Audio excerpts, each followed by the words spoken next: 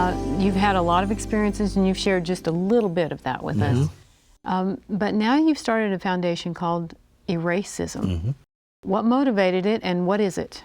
Well, it's a kind of word speaks for itself. I didn't start the word. It came out of an organization in New Orleans. It had to do with the Indians and the Cajuns, and they had this little self-contained E-racism. Yeah.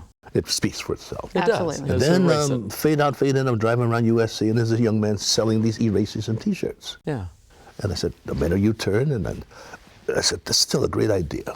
So in getting into it some 7 years ago, I started to sell the T-shirts and talk about the philosophy. And God has a sense of humor. You want to do this, you got to drop everything and do it. So when I first started, it was very unpopular. And I did not work in our industry because I was stepping on toes. Sure. Really? But it means what it means. We cannot survive without one another in this country, Yes. indeed this planet.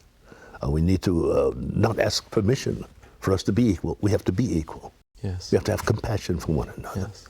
We have to put our best side forward for the salvation of the country, indeed the salvation of the planet. So if we have to save this planet, and the weather is giving us God's instructions on paying attention, we need to replenish the rainforests and then clean up the air and restock the oceans. If we're dealing with anything else other than that and our children, we may as well be in a 747 airplane at 30,000 feet, and the whole plane is plummeting to the ground, but the people inside are fighting over who's going to be in first class. Yeah.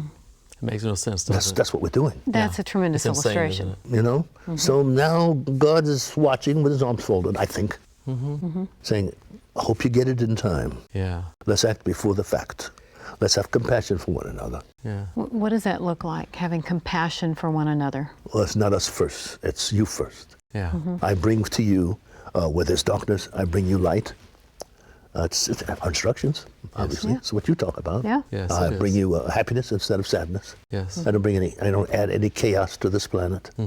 And I have to ask God his advice on what I should do one day at a time toward the light, as they call it. Yeah. And that has to do with every belief system Yeah. is our end result, and it's never going to be over. Eternal peace between brothers and sisters. It's in the Declaration of Independence, it's in our prayers, and it's in the Pledge of Allegiance. Yeah. But we don't live that way after Don't we... live that way. Yeah. So, there's a focus.